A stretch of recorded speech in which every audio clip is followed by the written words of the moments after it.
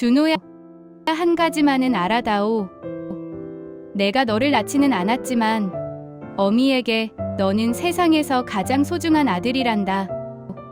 석호보다 먼저 내 품에 안긴 첫 아들이고 내가 처음으로 엄마라는 이름을 듣게 해준 아이란다.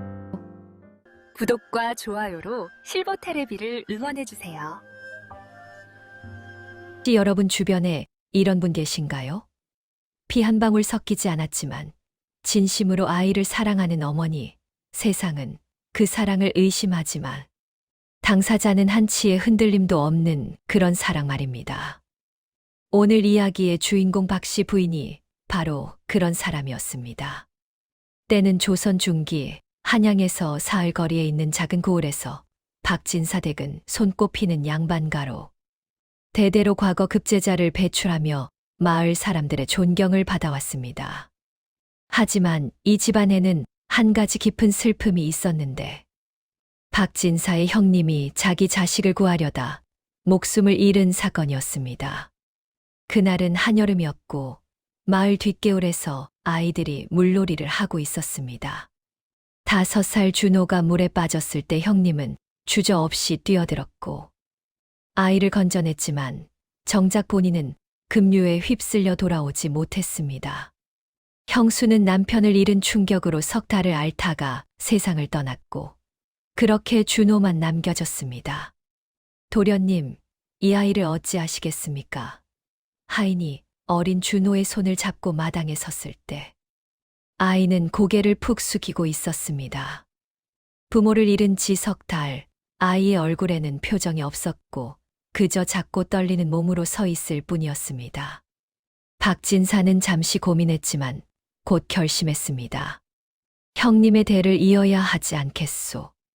준호를 우리 집 양자로 드리겠소. 그렇게 준호는 박진사 댁의 큰아들이 되었고 겉으로는 아들이지만 사람들은 늘 양자라는 꼬리표를 붙였습니다. 하지만 박씨 부인은 달랐습니다. 그녀는 준호를 처음 본 순간 가슴 깊은 곳에서 무언가가 뜨거워지는 걸 느꼈고 이 아이는 내 아들이다라고 생각하니 정말 그렇게 느껴졌습니다. 준호야, 이제부터 내가 내 어민이라. 박씨 부인이 아이를 꼭 껴안았을 때 아이의 몸은 작고 차가웠는데 이것은 오랫동안 사랑받지 못한 흔적이었습니다. 무서워 말거라. 어미가 너를 지켜줄 게다. 그날 밤 부인은 정성껏 놀이개 하나를 만들었는데 붉은 실과 푸른 옥구슬로 엮은 작지만 정성 가득한 선물이었습니다. 이것은 우리 준호 것이니라. 늘 몸에 지니고 다녀라. 준호는 그 놀이개를 받아들고 처음으로 작게 웃었고 그 미소를 본 순간 박씨 부인은 확신했습니다. 이 아이는 하늘이 내게 보낸 아들이다. 준호는 날마다 자라났고 7살이 되자 서당에 다니기 시작했는데 글을 배우는 속도가 남달라서 훈장님이 감탄할 정도였습니다. 준호는 1000번 읽을 글을 100번 만에 외우는구나. 총명하기가 예사롭지 않다. 박씨 부인은 자랑스러워하면서 밤마다 준호와 함께 앉아 책을 읽어주고 따뜻한 차를 끓여주었습니다. 어머님, 저 오늘 훈장님께 칭찬받았어요. 그래, 우리 준호가 얼마나 기특한지 어미도 다 안단다. 준호는 박씨 부인을 어머님이라 불렀고 부인은 그 호칭이 세상에서 가장 아름다운 말처럼 들렸습니다. 준호가 7살이 되던 해 가을, 박씨 부인은 임신을 했고 그것도 아들이었습니다. 박진사 댁에 진짜 대가 섰구려. 이제야 혈육이 생겼으니 얼마나 다행인가. 양자도 좋지만 역시 친자식이 최고지. 사람들은 축하한다며 찾아왔지만 그 말 속에는 가시가 있었고 진짜 아들, 친자식, 혈육이라는 단어들은 자연스럽게 준호를 가짜, 남, 피 섞이지 않은 아이로 만들었습니다. 박씨 부인은 그 말들이 싫었지만 뱃속의 아이를 생각하면 기쁨도 컸고 복잡한 마음으로 10달을 보냈습니다.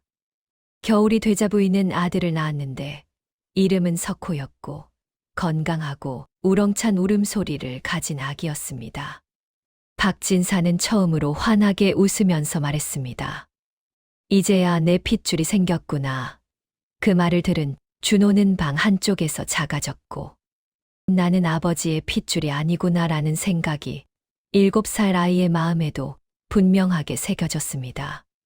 박씨 부인은 두 아들을 똑같이 사랑하려 했었고, 준호를 안고 석호도 안았으며, 준호에게 옷을 지어주면 석호에게도 똑같이 지어주었습니다. 밤마다 두 아들의 이마에 입맞춤을 하면서 말했습니다. 준호야, 석호야.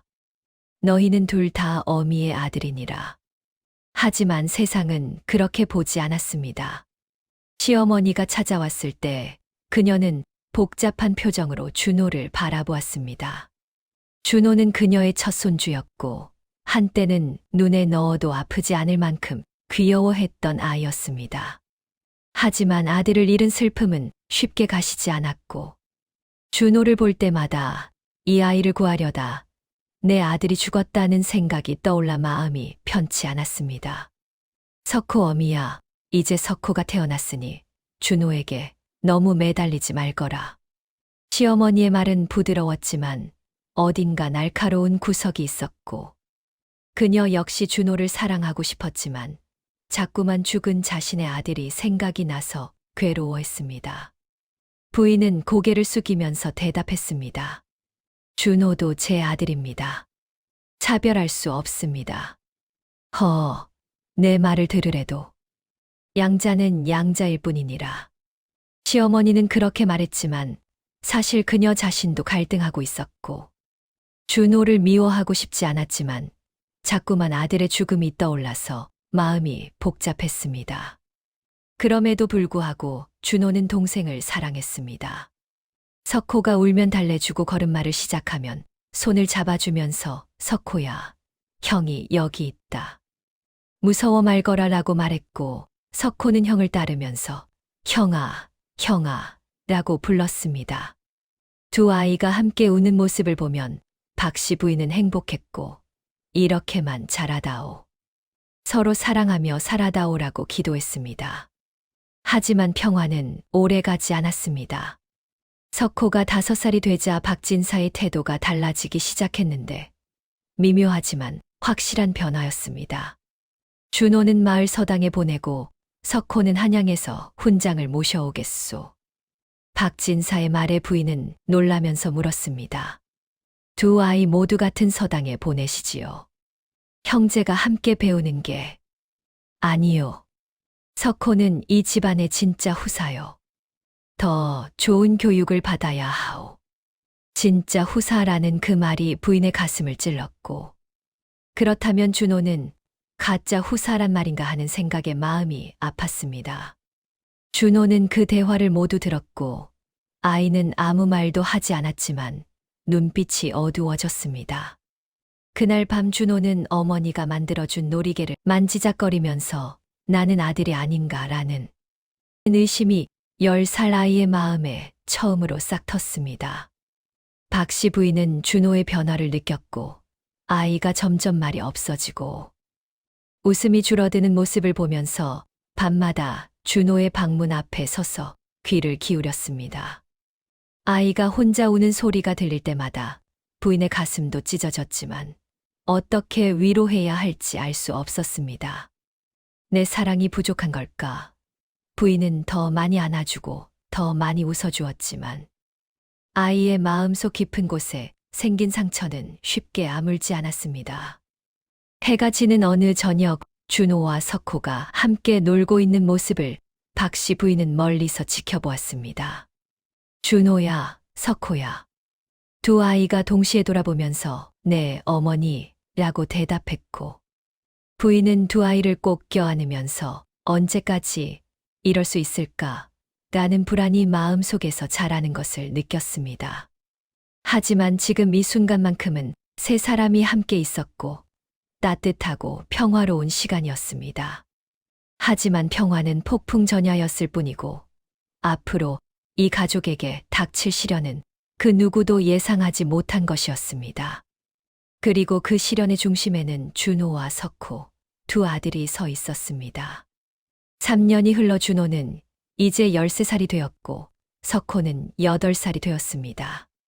서당에서 준호는 여전히 으뜸이었고 마을 사람들도 그의 총명함을 칭찬했지만 집안 분위기는 확연히 달라져 있었고 박진사는 이제 노골적으로 석호만을 챙기기 시작했습니다.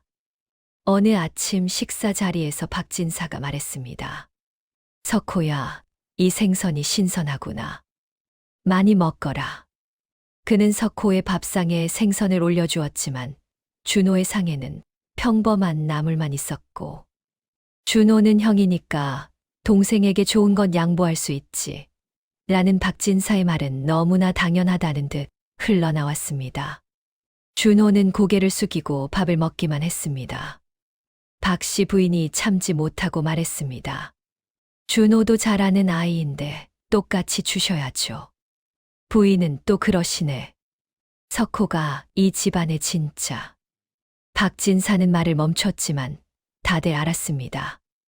무슨 말을 하려 했는지, 그리고 그 말이 준호에게 어떤 의미인지 말입니다. 이런 일들이 반복되면서 준호는 점점 더 작아졌는데, 그런데 생각처럼 되지 않았던 건 석호였습니다. 동생은 형을 진심으로 따랐거든요. 형아, 이거 형아 줄게. 석호가 아버지가 준 떡을 준호에게 내밀자 준호는 괜찮다. 내가 먹어라라고 했지만 석호는 싫어. 형아랑 나눠 먹을 거야 라며 떡을 둘로 쪼개서 준호에게 건넸습니다. 준호는 동생의 순수한 눈을 보며 가슴이 먹먹해졌고 석호는 아무것도 모르는구나. 그래 모르는 게 낫지라고 생각하면서도 입 밖으로 내지 않고 그저 고맙다. 석호야라고 말했습니다. 석 달 후 마을에서 작은 과거 시험이 열렸습니다. 동네 양반 자제들이 모여 실력을 겨루는 자리였고 준호도 석호도 참가했습니다. 시험 전날 밤 박진사가 서재로 석호만 불렀고 석호야, 내일 시험 잘 봐야 한다. 이 책들을 다시 한번 보거라라고 하면서 귀한 책들을 석호 앞에 쌓았습니다. 준호는 복도에서 그 모습을 지켜보았는데 자신은 부름받지 못했고 아버지는 내가 시험 보는 것도 신경 쓰지 않으시는구나라는 생각에 조용히 자기 방으로 돌아와 촛불 아래 혼자 글을 읽었습니다. 그런데 박씨 부인은 준호를 잊지 않았습니다. 밤늦게 준호의 방문을 두드리면서 준호야, 아직 자지 않았구나라고 말했고 부인은 따뜻한 차 한 잔과 약과를 들고 온 것이었습니다. 내일 시험이지. 너무 긴장하지 말고 내가 아는 대로 쓰면 된단다. 네, 어머님. 부인은 준호의 머리를 쓰다듬으면서 말했습니다. 준호야, 너는 총명하고 착한 아이니라. 어미는 늘 내가 자랑스럽다. 준호의 눈시울이 붉어졌고 어머님, 감사합니다라고 말한 후 부인이 나간 뒤 혼자 눈물을 흘렸습니다. 어머니만은 나를 진짜 아들로 대해주신다. 그 사실이 고마웠지만 동시에 더 슬픈 감정이 올라왔습니다. 아버지는 왜 나를 보지 않으실까? 라는 생각 때문이었습니다. 이틀 후 시험 결과가 나왔는데 1등은 준호였고 석호는 5등이었습니다. 마을 사람들이 준호를 칭찬했고 준호 도련님 대단하십니다. 역시 총명하다더니 1등을 하시다니 라는 말들이 쏟아졌습니다. 준호는 작게 미소 지으면서 이제 아버지도 나를 인정해 주시겠지 라는 기대를 안고 집에 돌아왔습니다. 하지만 박진사의 반응은 차가웠습니다. 준호 1등 했다며? 그래, 수고했다. 그뿐이었고 반면 석호에게는 다르게 말했습니다. 석호야, 괜찮다. 다음에 더 잘하면 되지. 아버지가 더 좋은 책을 구해줄 테니 열심히 하거라. 준호는 그 장면을 보며 깨달았습니다. 내가 아무리 잘해도 소용없구나. 가슴 속에서 무언가가 무너져 내렸고, 그런데 더 큰 문제는 따로 있었습니다. 어느 날 밤, 준호는 우연히 아버지와 어머니의 대화를 듣게 되는데 그 대화는 준호의 세계를 완전히 흔들어 놓았습니다. 준호는 물을 마시러 부엌으로 가던 중이었고 안채에서 부모님의 목소리가 들려서 본능적으로 멈춰 섰습니다. 여보, 준호는 이제 다 컸으니 분가를 시키는 게 어떻겠소? 박진사의 목소리였고 준호의 온몸이 얼어붙었습니다. 뭐라고요? 준호를 내보내신다는 말씀이십니까? 박씨 부인의 목소리는 떨렸고 박진사는 단호하게 말했습니다. 양자로 드린 건 형님의 대를 잇기 위함이었소. 하지만 이제 석호가 있지 않소. 두 아들을 다 키우면 나중에 재산 문제로 다툼이 생길 수 있소. 양자도 자식입니다. 어찌 그리 쉽게. 부인은 너무 감정적이요. 이건 가문의 일이요. 준호에게도 독립할 기회를 주는 게 좋을 것이요. 당신은 정말. 박씨 부인의 목소리는 분노와 슬픔으로 갈라졌고 준호는 제 아들입니다. 절대 내보낼 수 없습니다 라고 말했지만 박진사는 고집이 세시오 부인. 하지만 이건 내가 결정할 일이오 라고 잘라 말했습니다. 준호는 벽에 등을 기댄 채 주저앉았고 온몸이 떨렸습니다. 분가. 나를 내보내시겠다고 충격이었고 아무리 차가운 대우를 받아도 설마 이 정도일 줄은 몰랐습니다. 나는 정말 이 집에 필요 없는 존재였구나. 준호는 입을 막고 소리 없이 울었고 그날 밤 한숨도 자지 못했습니다. 그 후로 준호는 완전히 달라졌는데 말수가 더 줄었고 표정도 굳어졌습니다. 박씨 부인은 준호의 변화를 감지했지만 이유를 알 수 없었고 준호야, 요즘 왜 그러느냐? 어미에게 말해보거라 라고 하면서 준호의 손을 잡았습니다. 준호는 고개를 돌리면서 아무 일도 없습니다. 어머님이라고 대답했지만 부인은 아니다. 분명 무슨 일이 있구나. 내 눈빛이 예전 같지 않다라고 말했습니다. 준호는 어머니를 똑바로 바라보았고 묻고 싶었습니다. 어머님도 아버지 편이신가요? 저를 내보내는데 찬성하시나요? 하지만 물을 수 없었는데.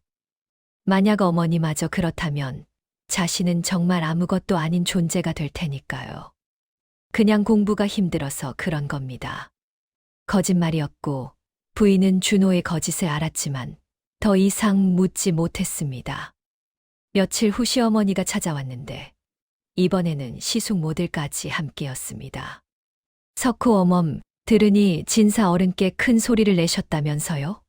시어머니의 목소리는 차가웠고 네, 그랬습니다 라고 부인이 대답하자 시어머니는 말했습니다.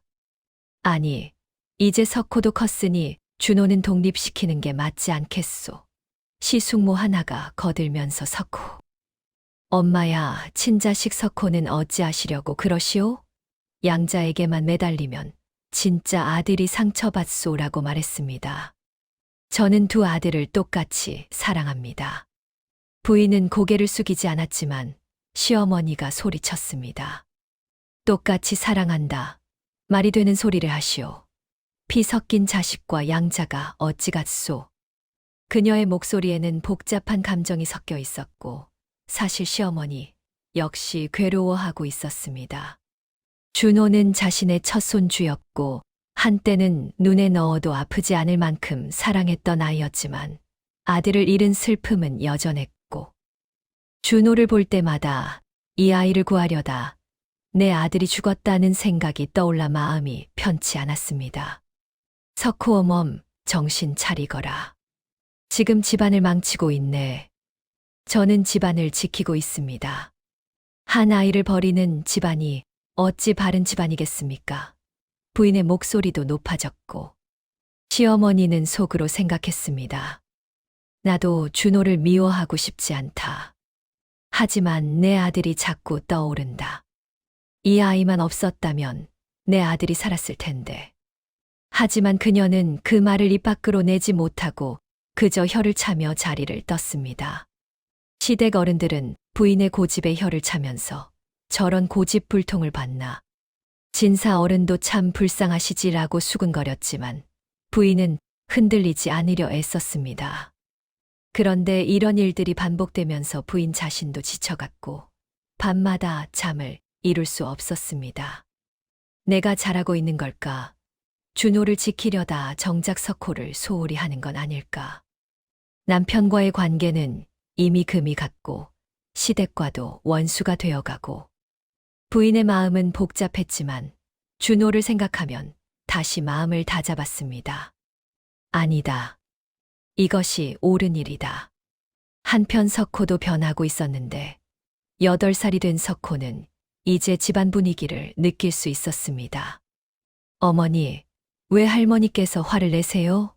석호가 물었고 그냥 어른들 일이란다라고 부인이 대답하자 석호는 형아 때문인가요? 라고 다시 물었습니다. 부인은 깜짝 놀라서 무슨 말이냐? 라고 했지만 석호는 생각보다 많이 알고 있었습니다. 아버지랑 할머니가 형아를 내보내려 한다고 들었어요. 그래서 어머니가 화내신 거 아니에요.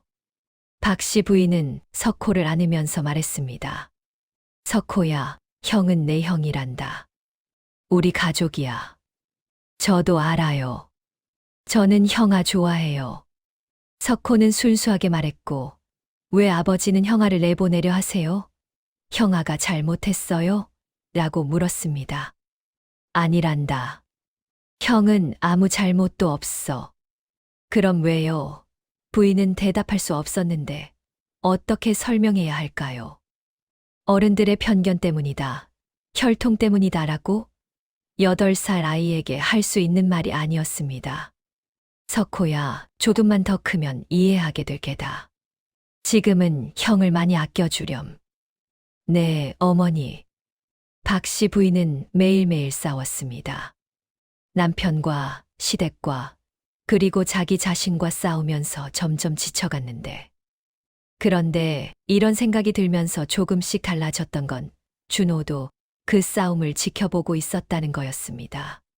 준호는 모든 것을 보았고 어머니가 자신을 위해 남편과 맞서는 것을, 시댁 어른들에게 고개를 숙이지 않는 것을, 마을 사람들의 수군거림을 견디는 것을 다 지켜보았습니다. 어머니께서 나를 위해 이 모든 것을 하시는구나. 준호는 감동받았지만 동시에 괴로웠는데 나 때문에 어머니가 고통받으신다. 내가 없다면 어머니는 편안하실 텐데 라는 생각 때문이었습니다. 준호의 마음속에는 두 가지 감정이 공존했는데 감사함과 죄책감이었습니다.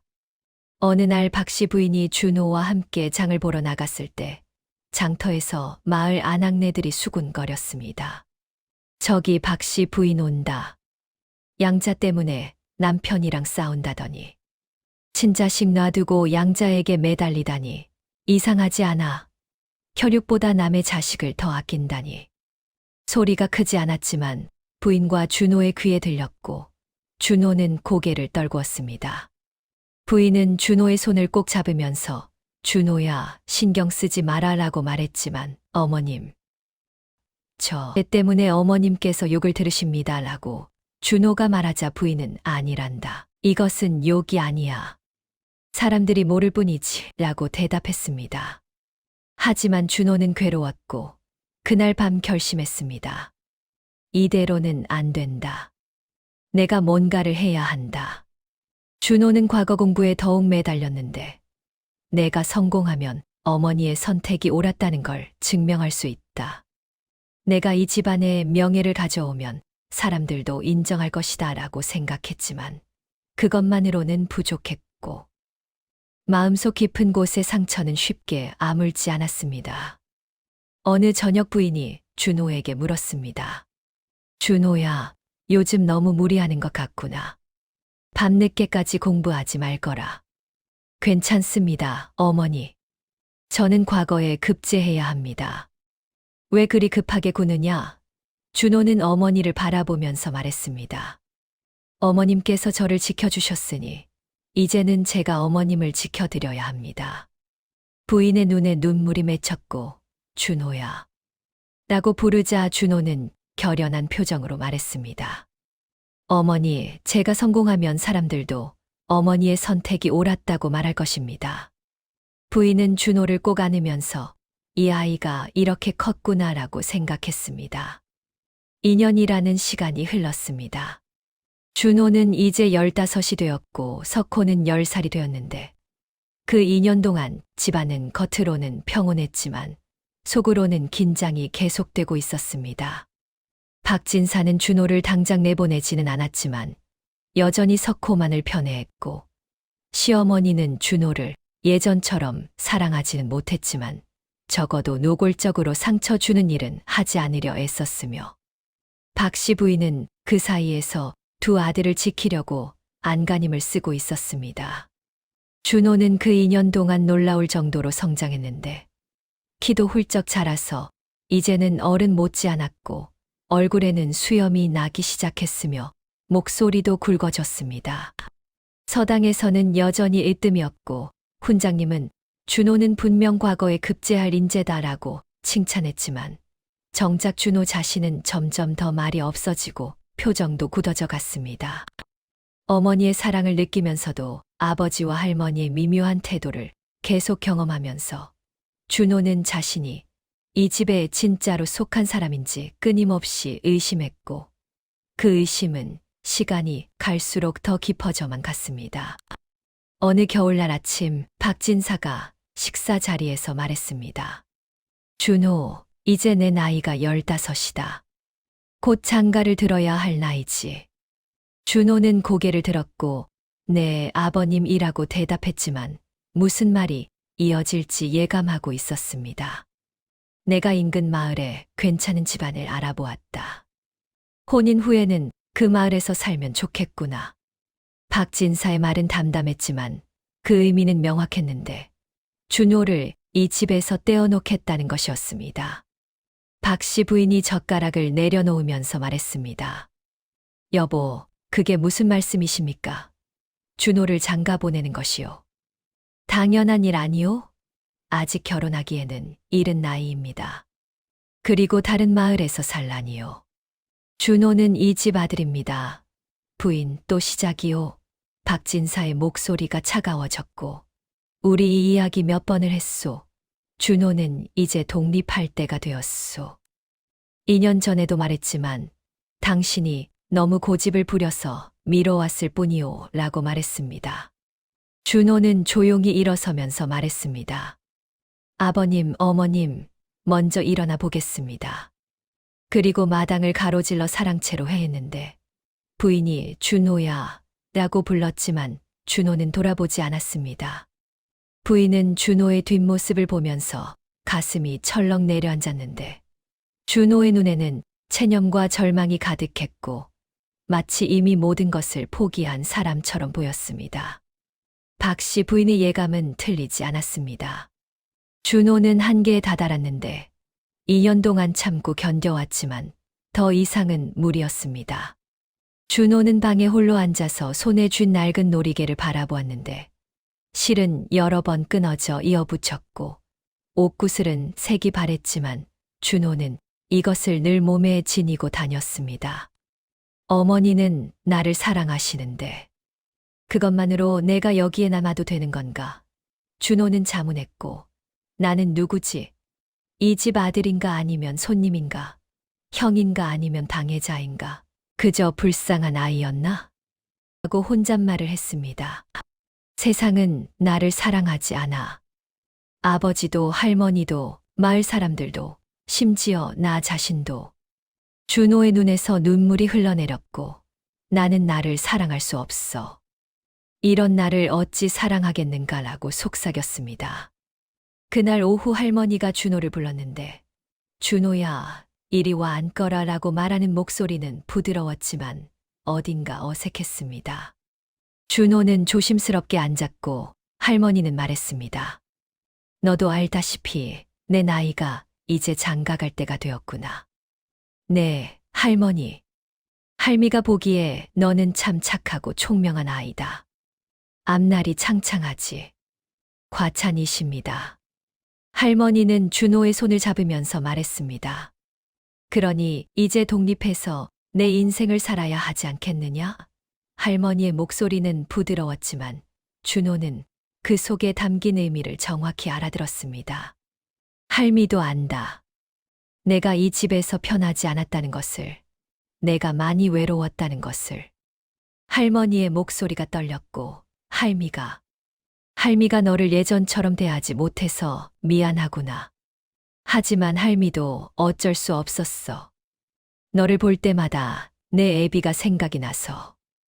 그녀는 말을 잇지 못했고, 준호는 고개를 숙였습니다. 할머니, 제가 그렇게 이 집의 짐이 됩니까? 준호의 목소리는 떨렸고, 할머니께서도 저를 내보내고 싶으신 겁니까? 짐이라니 무슨 말이냐? 다만 내 앞날을 생각해서 하는 말이란다. 할머니는 더 이상 말하지 않았고, 준호는 일어나 절을 했습니다. 말씀 명심하겠습니다, 할머니. 그리고 방을 나왔는데 마당을 걸으면서 준호는 생각했습니다. 결국 나는 이 집에 속하지 못하는구나. 어머니의 사랑도 나를 지켜주지 못하는구나. 그때 눈이 내리기 시작했습니다. 마당에서 석호가 놀고 있었는데 형아 라고 환하게 웃으며 달려왔습니다. 형아, 눈 온다. 같이 눈사람 만들자. 준호는 석호를 바라보았는데 순수한 얼굴과 자신을 진심으로 따르는 동생이 그곳에 있었습니다. 석호야. 준호가 석호의 머리를 쓰다듬으면서 말했습니다. 형이 너를 많이 사랑한다. 나도 형아 사랑해. 석호는 천진하게 웃었고 준호는 웃음을 지으려 했지만 울음이 나올 것 같아서 참았습니다. 형아, 왜 그래? 어디 아파? 아니다. 괜찮아. 준호는 석호를 안으면서 말했습니다. 석호야, 형 말 잘 듣고 어머니 말씀 잘 들어야 한다. 응, 알았어. 준호는 석호를 놓아주고 방으로 돌아갔는데 방 안에서 준호는 짐을 쌌습니다. 많지 않았는데 옷 몇 벌과 책 몇 권, 그리고 어머니가 만들어준 놀이개였습니다. 이제 떠나야겠다. 어머니께 더 이상 짐이 되어서는 안 된다. 내가 사라지면 모두가 편해질 것이다. 준호는 밖을 보았는데 눈은 점점 더 세차게 내리고 있었습니다. 좋아. 이 눈을 따라가자. 어디든 이곳이 아닌 곳으로. 해가 저물 무렵 준호는 조용히 사랑채를 나섰는데 작은 보따리 하나만 들고 있었습니다. 눈보라가 얼굴을 때렸지만 준호는 개의치 않았고 이제 끝이다라고 생각하면서 걸었습니다. 저녁 식사 시간이 되었을 때 준호가 나타나지 않았습니다. 준호가 어디 갔느냐? 부인이 하인에게 물었고 사랑채에 안 계십니다. 마님이라는 대답을 들었습니다. 부인은 불안해져서 직접 사랑채로 달려갔는데 방문을 열자 텅 비어 있었습니다. 책상 위에 편지 한 장이 놓여 있었고 부인은 떨리는 손으로 편지를 집어들었습니다. 어머님께 어머니의 사랑 평생 잊지 못할 것입니다. 그렇기 때문에 저는 더 이상 이 집에 있을 수 없습니다. 제가 있으면 어머님께서 고통받으시고 아버님과 할머님 그리고 모든 분들이 불편해하십니다. 저는 어머니께 짐이 되고 싶지 않습니다. 부디 저를 잊으시고 석호와 행복하게 사십시오. 불효자 준호 올림. 부인은 편지를 떨어뜨리면서 소리쳤습니다. 안 돼. 준호야. 그리고 미친 듯이 밖으로 뛰어나갔는데 눈보라가 거세게 몰아쳤습니다. 준호야, 준호야. 부인은 맨발로 눈밭을 뛰었고 치마가 젖고 머리가 흐트러졌지만 상관없었습니다. 준호야, 어디 있느냐? 부인은 마을을 뒤졌는데 서당과 뒷산과 개울가, 준호가 자주 가던 곳들을 모두 찾았지만 준호는 없었습니다. 그때 부인은 문득 떠올렸는데 강가, 절벽, 준호가 어릴 적 자주 가서 생각에 잠기던 곳이었고 물에 빠졌다가 구조된 바로 그 강이었습니다. 부인은 그곳으로 달렸는데 가시덤불이 옷을 찢고 손을 핥히었지만 멈추지 않았습니다. 부인이 절벽에 도착했을 때 준호가 서 있었습니다. 절벽 끝에 서서 발 아래 얼어붙은 강물을 내려다보고 있었습니다. 준호야, 부인이 외쳤고 준호는 천천히 돌아보았는데 눈물로 범벅이 된 얼굴이었습니다. 어머니. 준호의 목소리는 바람에 흔들렸고 준호야, 위험하다. 이리 오너라. 부인이 손을 내밀었지만 준호는 고개를 저었습니다. 어머니. 저는 더 이상 견딜 수가 없습니다. 무슨 말이냐? 어미가 있지 않느냐? 어머니, 죄송합니다. 준호의 목소리는 절망으로 가득했고 아버지는 저를 원하지 않으십니다. 할머니도 마을 사람들도 모두가 저를 짐으로 여깁니다. 라고 말했습니다. 그것이 무슨 상관이냐? 어미는 너를 사랑한단다. 하지만 어머니, 저는 저를 사랑할 수 없습니다. 준호가 울부짖었고 저는 대체 누구입니까? 왜 저를 키워주셨습니까? 차라리 그때 제가 죽었어야 했습니다. 아버지께서 살아계셔야 했습니다. 어머니는 진심으로 저를 사랑하십니까? 아니면 의무감 때문입니까? 준호의 목소리는 절박했고 부인은 준호에게 다가갔는데 한 걸음 한 걸음 조심스럽게 걸었습니다. 준호야. 부인의 목소리는 떨렸지만 단호했고 내가 내 아들이 아니라면 이 세상에 내 아들은 없느니라 라고 말했습니다. 부인은 눈물을 흘리면서 품속에서 무언가를 꺼내서 준호에게 내밀었습니다. 낡은 놀이개였고 준호가 어릴 적 받았던 것과 똑같은 것이었습니다. 너를 처음 안았을 때 나는 2개를 만들었어. 한 개는 내가 갖고 다른 한 개는 너에게 주면서 맹세했지. 이 아이를 내 목숨처럼 지키겠다고. 그 맹세는 지금도 변함없단다. 부인은 준호를 꼭 껴안으면서 말했습니다. 준호야, 내가 이 세상에서 가장 사랑스럽단다. 피가 섞이지 않았다고. 그것이 무슨 상관이냐. 너는 내 품에서 자랐고 내 손으로 돌보았고 내 사랑을 받았단다. 너는 내 아들이야. 그 누구도 부정할 수 없는 내 아들이란다. 준호는 어머니 품에서 울었는데 오랫동안 참았던 울음을 쏟아냈습니다. 어머니, 어머니. 그래, 그래. 울어라. 많이 울어라. 부인도 함께 울었고 잠시 후 부인은 준호를 일으켰습니다. 준호야, 집으로 돌아가자. 하지만 아버지가 상관없다. 부인의 눈빛이 변했고 어미가 약속한다. 내가 이 집에서 쫓겨나는 일은 절대 없을 것이다. 만약 그런 일이 생긴다면 어미도 함께 이 집을 떠날 것이다 라고 말했습니다. 어머니, 너 혼자 내보낼 수는 없단다. 어미는 내 편이야. 언제까지나. 2 사람은 눈보라를 뚫고 집으로 돌아왔는데 박진사는 놀랐습니다. 부인의 모습을 보고 맨발의 머리는 흐트러지고 옷은 진흙투성이었지만 부인의 눈빛은 그 어느 때보다 강했습니다. 여보. 부인이 말했고 오늘 제가 말씀드리겠습니다. 다시 한번 말씀드리지만 준호를 이 집에서 내보내시겠다면 저도 함께 나가겠습니다. 라고 단호하게 말했습니다. 박진사는 할 말을 잃었고 당신 정말로 라고 하다 말았습니다. 네, 정말입니다. 부인은 흔들리지 않았고 준호는 제 아들입니다. 제가 목숨을 걸고 지켰고 앞으로 지켜야 할 아이입니다. 그 아이를 버리는 어미가 되느니 차라리 이 집을 떠나겠습니다. 라고 말했습니다. 박진사는 오랫동안 침묵했는데 아내의 눈을 보면서 그녀가 진심이라는 것을 알았습니다. 그리고 마침내 말했습니다. 알았소. 뭐라고요? 준호를 내보내지 않겠소. 박진사는 한숨을 쉬면서 말했습니다. 당신이 그렇게까지 한다면 나도 물러서겠소 라고 했습니다. 부인은 눈물을 흘렸고 고맙습니다. 여보라고 말했습니다. 그날 밤 박씨 부인은 준호의 방에서 밤을 보냈습니다. 준호가 다시 떠날까 두려웠기 때문이었습니다.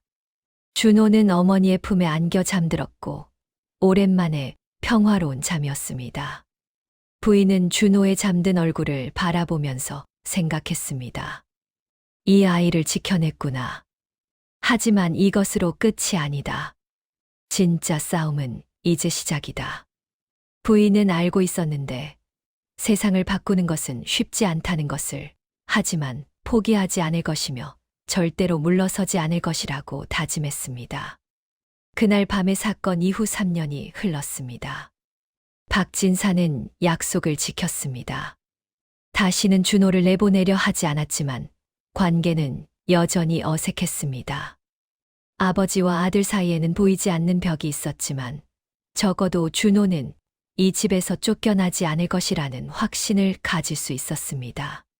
준호는 그 3년 동안 과거 시험을 준비했는데 밤낮으로 공부하면서 내가 성공해야 한다. 어머니의 선택이 옳았다는 것을 증명해야 한다는 생각이 준호를 지탱하는 힘이었습니다. 박씨 부인은 매일 밤 준호의 방에 따뜻한 차를 가져다 주었고, 준호야, 너무 무리하지 말아라고 말했지만 준호는 괜찮습니다, 어머니. 이번 시험은 꼭 붙어야 합니다. 라고 대답했습니다. 합격도 중요하지만 내 건강이 더 중요하단다. 부인은 준호의 머리를 쓰다듬으면서 말했고, 어머니, 제가 급제하면 모두가 인정할 것입니다. 제가 이 집 아들이라는 것을 이라고 준호는 강한 눈빛으로 말했습니다. 석호는 여전히 형을 따랐고 존경했는데, 형아, 공부 가르쳐줘 라고 하면서 준호의 방으로 뛰어들어오곤 했습니다. 석호야, 형은 지금 바쁘다. 조금만 이 문제풀이 좀 알려줘. 준호는 석호를 보며 웃었는데 동생의 순수함이 좋았고, 그래, 어디 보자라고 하면서 두 형제가 나란히 앉아 공부하는 모습을 부인은 문 밖에서 지켜보며 미소 지었습니다. 이렇게만 지내다오. 서로 사랑하며. 그렇게 준비한 끝에 과거 시험일이 다가왔고 준호는 한양으로 떠났습니다. 박씨 부인은 준호를 배웅하며 말했는데, 준호야, 결과가 어떻든 어미는 내가 자랑스럽단다 라고 했지만 준호는 어머니, 꼭 좋은 소식 들고 오겠습니다 라고 하면서 깊이 절을 했습니다. 한 달 후 소식이 왔는데 준호가 장원급제했다는 소식이었습니다. 박진사 댁 준호 도련님이 장원급제하셨다. 대단하구나. 양자가 장원급제를 하다니. 박진사 어른께서 복이 많으시구나. 마을이 떠들썩했고 박진사의 집에는 축하객들이 몰려들었습니다. 준호가 금이환 향했을 때 관복을 입고 말을 타고 돌아오는 모습을 마을 사람들이 모두 나와서 구경했고, 저것이 준호 도련님이시구나. 참 잘생기셨네. 박씨 부인께서 얼마나 기뻐하실까 라고 수군거렸습니다. 박씨 부인은 대문 앞에서 준호를 기다렸는데 준호가 말해서 내려 어머니께 큰 절을 올렸습니다. 어머니, 다녀왔습니다. 부인은 준호를 일으켜 안았고, 잘했다, 준호야. 정말 잘했구나 라고 하면서 눈에서 눈물이 흘러내렸는데 기쁨의 눈물이었습니다. 하지만 준호의 마음은 복잡했는데 사람들의 축하를 받으면서도 한편으로는 씁쓸했고, 이제야 나를 인정하는구나. 내가 쓸모 있어졌기 때문에라고 생각했습니다. 저녁 식사 자리에서 박진사가 준호에게 말했습니다. 준호야, 잘했다. 우리 집안의 자랑이구나.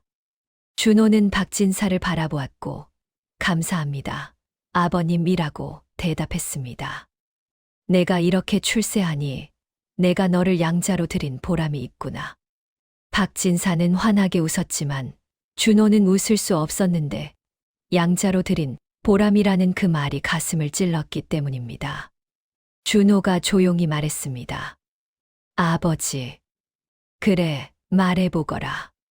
제가 장원급제했기 때문에 이제 저를 자랑스러워 하십니까? 박진사는 당황했고, 무슨 말이냐? 라고 물었습니다. 제가 과거에 떨어졌다면 여전히 저를 내보내려 하셨을 것입니다. 준호의 목소리는 차분했지만 단호했고, 아버지, 솔직히 말씀해 주십시오. 지금 저를 인정하시는 것은 제가 이 집안의 명예를 가져왔기 때문 아닙니까? 라고 물었습니다. 박진사는 할 말을 잃었고 박씨 부인이 끼어들었습니다. 준호야, 그런 말을. 어머니, 괜찮습니다. 준호는 고개를 저었고 저는 이제 어른입니다. 진실을 마주할 수 있습니다. 라고 말했습니다. 박진사는 오랫동안 침묵했는데 그리고 마침내 입을 열었습니다. 내 말이 맞다. 여보, 부인이 놀랐지만 박진사는 계속 말했습니다. 준호야, 내가 잘못했다. 박진사의 목소리가 떨렸고 나는 너를 진짜 아들로 대하지 못했다. 혈육이 아니라는 이유로 너를 차별했고 석호만이 내 진짜 아들이라 생각했으며 너는 의무라고 생각했다라고 말하면서 고개를 숙였습니다. 내가 잘못했구나. 준호는 아버지를 바라보았는데 평생 처음으로 아버지가 자신에게 사과하는 모습을 보았습니다. 하지만 준호야, 박진사가 다시 말했고 내가 급제한 것을 보고 나는 깨달았다. 혈육이 무엇인가를 피가 섞였다고 해서 자식이 되는 것이 아니구나. 너는 내 노력으로, 내 인품으로 이 집안의 진짜 아들이 되었다라고 했습니다.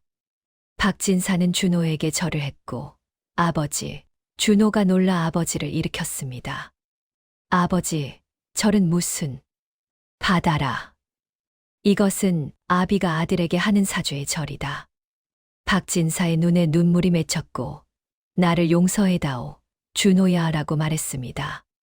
준호는 울었는데 오랫동안 기다려왔던 말과 오랫동안 듣고 싶었던 인정을 드디어 받게 되었지만 그것이 기쁘기만 한 것은 아니었고 왜 이제야? 라는 씁쓸함도 있었습니다. 아버지, 저는 아버지를 원망했습니다. 준호가 솔직하게 말했고 제가 아무리 노력해도 저를 보지 않으시는 아버지를 원망했습니다. 라고 했습니다. 준호야. 하지만 이제는 이해합니다. 아버지도 사람이셨구나. 완벽하지 않으셨구나. 그리고 사람은 변할 수 있구나. 준호는 미소 지으면서 아버지의 손을 잡았고 용서합니다. 아버지. 그리고 감사합니다. 끝내 저를 내보내지 않으셨으니까요. 라고 말했습니다. 그날 밤 내 식구가 함께 앉았는데 박진사와 박씨 부인과 준호와 석호, 오랜만에 따뜻한 분위기였습니다. 형아, 정말 대단해. 석호가 눈을 반짝이며 말했고 나도 형아처럼 되고 싶어. 라고 했습니다. 석호야, 너도 잘할 수 있단다. 준호가 석호의 머리를 쓰다듬으면서 말했고 형이 도와줄게 라고 했습니다. 박씨 부인은 그 모습을 보며 행복했는데 드디어 우리가 진짜 가족이 되었구나 라고 생각했습니다. 세월이 흘렀고 준호는 벼슬길에서 승승장구했는데 청렴하고 능력 있는 관리로 이름을 날렸습니다. 석호도 과거에 급제했는데 형만큼은 아니었지만 훌륭한 성적이었고 두 형제는 서로 돕고 의지했습니다. 박진사는 늙어가면서 준호에게 의지했습니다. 박진사가 병석에 누웠을 때 준호와 석호가 병상 옆에 앉아 있었고 준호야, 석호야. 박진사가 두 아들의 손을 잡았습니다. 아버지, 말씀하십시오. 너희 둘은 진짜 형제란다. 박진사는 미소 지었고 피가 섞였든 안 섞였든 상관없다. 너희는 서로 사랑하고 돕고 있지 않느냐. 그것이 진짜 형제다라고 말했습니다. 준호와 석호는 고개를 끄덕였고 준호야, 내가 너를 늦게 알아봐서 미안하구나라고 박진사의 목소리가 떨렸습니다. 하지만 너는 내가 자랑스러워하는 아들이란다. 고맙습니다, 아버지. 준호는 박진사의 손을 꼭 쥐었고 저도 아버지를 사랑합니다 라고 말했습니다. 박진사는 평화롭게 눈을 감았습니다. 준호는 아버지의 3년상을 극진히 치렀는데 석호와 함께 예를 다했고 마을 사람들은 감탄했습니다. 저것 보게. 양자가 친자식보다 더 효성스럽구나. 혈육이 아니어도 저렇게 할 수 있구나. 진정한 효자로다. 박씨 부인은 평화로운 노년을 맞이했는데 두 아들이 모두 잘 자랐고 서로 사랑했으며 이것이 부인에게는 가장 큰 행복이었습니다. 어느 봄날 부인과 준호가 정원을 거닐었는데 어머니, 요즘 건강은 어떠십니까? 라고 준호가 물었습니다. 좋단다. 너희 둘이 잘 지내는 것을 보니 아무 걱정이 없구나. 부인은 준호의 팔을 잡고 걸었고, 준호야, 내가 이 집에 온 것이 내 인생 최고의 축복이었단다 라고 말했습니다. 어머니, 너를 키우면서 나는 진짜 어미가 되었어. 사랑이 무엇인지 배웠단다. 부인은 준호를 바라보았고, 고맙다, 준호야. 내 아들이 되어주어서 라고 했습니다. 준호는 어머니를 안았고, 어머니, 제가 이 자리에 올 수 있었던 것은 오직 어머니 덕분입니다. 세상이 저를 버렸을 때 어머니만은 저를 지켜주셨고, 어머니의 사랑이 없었다면 저는 이 세상에 없었을 것입니다. 라고 말했습니다. 그만하여라. 그것은 어미의 도리란다. 아니요, 어머니. 준호는 고개를 저었고, 많은 어미들이 양자를 친자식처럼 사랑하지 못합니다. 하지만 어머니는 목숨을 거셨고, 저를 지키기 위해 모든 것을 버릴 각오를 하셨습니다. 그 은혜는 평생 갚아도 모자랍니다. 라고 했습니다. 세월이 흘러 박씨 부인이 세상을 떠날 때가 왔는데, 임종 자리에 준호와 석호가 함께 있었습니다. 준호야, 석호야. 부인이 두 아들의 손을 잡았고, 어머니, 말씀하십시오라고 준호가 말했습니다. 너희 둘은 어미의 가장 큰 기쁨이었단다. 부인은 미소 지었고, 준호야, 너를 내 아들로 삼은 것은 내 인생 최고의 결정이었어 라고 말했습니다. 어머니. 준호의 눈에서 눈물이 흘렀고, 석호야, 형을 잘 따르렴. 형은 내 든든한 버팀목이 될 게다라고 부인이 말했습니다. 네, 어머니. 그리고 너희 둘 평생 서로 사랑하며 살 거라. 네, 어머니. 두 아들이 동시에 대답했고, 부인은 평화롭게 눈을 감았습니다. 준호는 어머니의 3년상을 극진히 치렀는데, 하루도 빠짐없이 예를 다했고, 석호도 형과 함께 했습니다. 사람들은 말했는데, 저것 보게.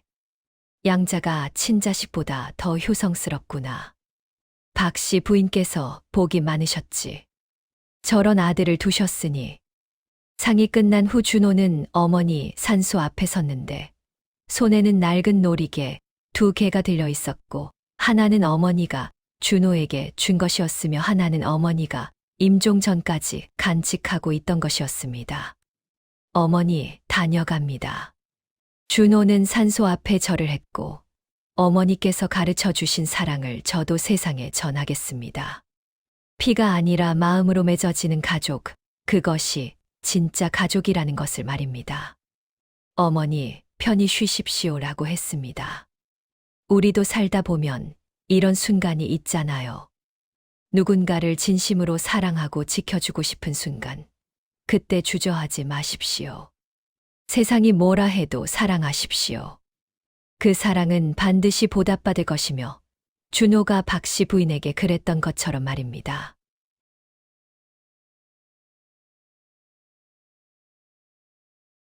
어디에서 듣고 계시는가요? 댓글 남겨주세요. 그곳에 축복이 가득하길 바랍니다.